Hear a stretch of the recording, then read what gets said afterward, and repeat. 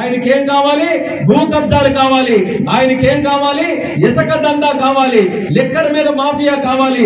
ఇలా ఎక్కడ నుంచి డబ్బులు వస్తాయో వాటన్నిటి మీద ఈ రోజు తిమింగలం లాగా ఇటు వాటి మీద అనకొండలాగా భూ బకాసురుడలాగా మింగడానికి ఈ రోజు చూస్తున్నాడు తప్పితే ప్రజల సంక్షేమం గురించి ఒక్కటి కూడా ఆలోచించట్లేదు.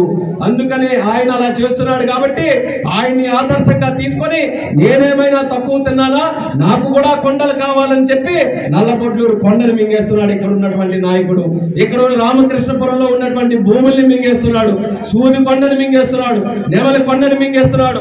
గతంలో ఎన్నో సంవత్సరాల నుంచి కొండలనంటే తరతరాలుగా మన తాతలు కూడా మాట్లాడుకునే వాళ్ళు, ఫలానా దగ్గర ఫలానా కొండ ఉండేదని. ముత్తాతలు కూడా మాట్లాడుకునే వాళ్ళు, నెమలి కొండ ఉండేది, సూది కొండ ఉండేదని.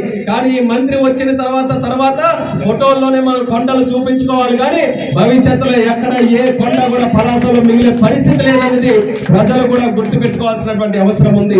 అందుకని ఇప్పుడు రాబోతున్నటువంటి ఎన్నికల్లో మనం చైతన్యవంతంగా ఆలోచించుకొని మన పలాసాన్ని కాపాడుకోవాలి, మన భవిష్యత్తును మనం కాపాడుకోవాలి అనే ఆలోచనతో మనం ఓటు వేయకపోతే మనకి ఉన్నది కూడా మిగలకుండా పోతుందనేది మీరందరూ కూడా తెలుసుకోవాలి.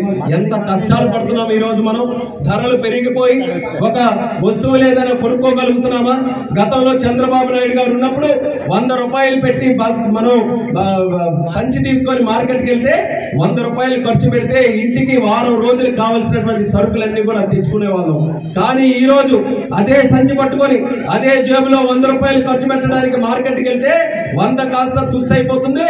ఒక ఉల్లిపాయ, ఒక టమాటా, ఒక పచ్చిమిరపకాయ, ఒక చిన్న నూనె చుక్క ఇలా కొనుక్కొని తీసుకొని వస్తేనే 100 రూపాయలు కూడా అయిపోతుంది. ధరలు ఆకాశానికి పెరిగాయి, కొనలేకపోతున్నాం. సాధారణమైనటువంటి పేద కుటుంబం ఈ రోజు ఎంత మనం కష్టపడి సంపాదించుకున్నా సరే ఈ ధరల పెంపుదలకే మన జీతం గాని మనకు వచ్చే ఆదాయం కూడా అంతా వెళ్ళిపోతుంది. సరుకుల కోసం, నూనె డబ్బా కోసం, గ్యాస్ దిమ్మ కోసం, లేకపోతే కరెంటు ఛార్జీల కోసం, పెట్రోల్ కోసం, డీజిల్ కోసం, చెత్త మీద పన్ను కోసం, ఇంటి మీద పన్ను కోసం, ఇలా ఇష్టానుసారంగా మీరు ఎంత సంపాదించుకుంటే దాని మీద వడ్డీ వేసి మరి లాగేస్తున్నాడు. మళ్ళీ చిల్లర కింద ఏదో పథకాలు అన్నట్టు జల్లేస్తున్నాడు, ఏదో దయ చేస్తున్నట్టు, ఏదో మీ అందరికీ కూడా ఇస్తున్నట్టు. కానీ మీకు ఇచ్చినటువంటిది 10,000 రూపాయలు ఇస్తే జగన్మోహన్ రెడ్డి మీ దగ్గర లాక్కుంటున్నటువంటి 1,00,000 రూపాయలకు పైగా మీ అందరి దగ్గర ఆయన లాక్కుంటున్నాడు. ఆ విషయం కూడా మీరు తెలుసుకోవాలని తెలియజేస్తున్నారు. ఇన్ని మోసాలు చేస్తున్నటువంటి వ్యక్తికి అసలు ముఖ్యమంత్రిగా కాదు రాష్ట్రంలోనే ఉండడానికి అర్హత లేదు. అందుకే ఒక పక్క నుంచి కోర్టులు, జైళ్లు అన్ని కూడా ఎదురు చూస్తున్నాయి. మా ముద్దు బిడ్డ అంటే ఎస్సీలు ముద్దు బిడ్డ కాదు, ఎస్టీలు ముద్దు బిడ్డ కాదు, రాష్ట్ర ప్రజలు ముద్దు బిడ్డ కాదు. జగన్మోహన్ రెడ్డి ముద్దు బిడ్డ అంటే జైలు ముద్దు బిడ్డ ఆయన. అందుకే జైళ్ళన్నీ కూడా చూస్తున్నాయి. మా చెల్లపల్లి జైలుకి వస్తావా, రాజమండ్రి జైలుకి వస్తావా, కర్నూలులో జైలుకి వస్తావా అని అన్ని కూడా ఎదురు చూస్తున్నాయి. కానీ ముఖ్యమంత్రిగా ఉన్నాడు కదా, కోర్టులు పిలుస్తుంటే ఒకే మాట చెప్తున్నాడు, నేను ముఖ్యమంత్రిగా ఉన్నాను, కోర్టులకి రాలేదని చెప్పి. గతంలో కూడా కోర్టులు పిలిస్తే డ్రామాలు ఆడాడు. ఏం డ్రామాలు ఆడాడు? కోడి కత్తి డ్రామా ఆడాడు ఒకసారేమో బాబాయ్ తాలూకా హత్య కేసు తాలూకా డ్రామాలు ఆడాడు. ఇప్పుడేమో 4 సంవత్సరాల నుంచి చూస్తున్నాం కోర్టులు ఎప్పుడు పిలిచినా సరే నేను ముఖ్యమంత్రిగా ఉన్నాను, నా పరిపాలనకు అడ్డొస్తుంది. ఎక్కడ పరిపాలనకు అడ్డొస్తుంది? ఒక్కసారైనా ప్రజల్లోకి వచ్చి ప్రజలు కలిసిందేమైనా ఉందా? గాలిలో చక్కర్లు తిరగడమే. ఒక విపత్తు ఎక్కడైనా వచ్చినా, ఒక తుఫాను వచ్చినా ప్రజల దగ్గరికి వెళ్లి ప్రజల సమస్యలు తెలుసుకొని అడిగినటువంటి విషయం లేదు.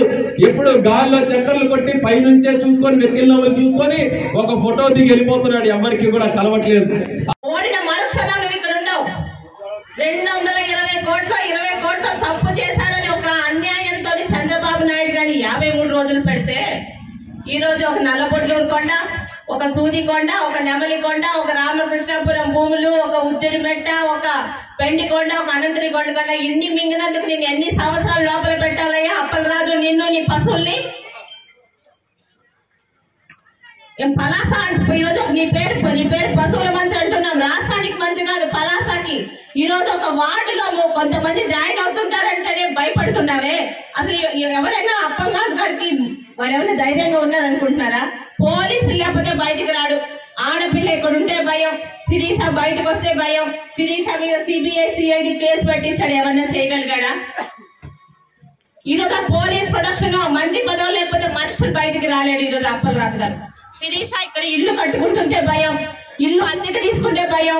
ఎవడెవరికో చెప్పి నాకు ఆ ఇల్లు అద్దెకి ఇవ్వకుండా చేసావు, నేను ఇక్కడ ఉంటే నీకు ఎందుకంత భయం? కొన్ని ఇల్లు నాకు అద్దెకి ఇవ్వనివ్వలేదు, ఏమన్నా అయ్యిందా? అక్కడ ఇల్లు రెడీ అవుతుంది.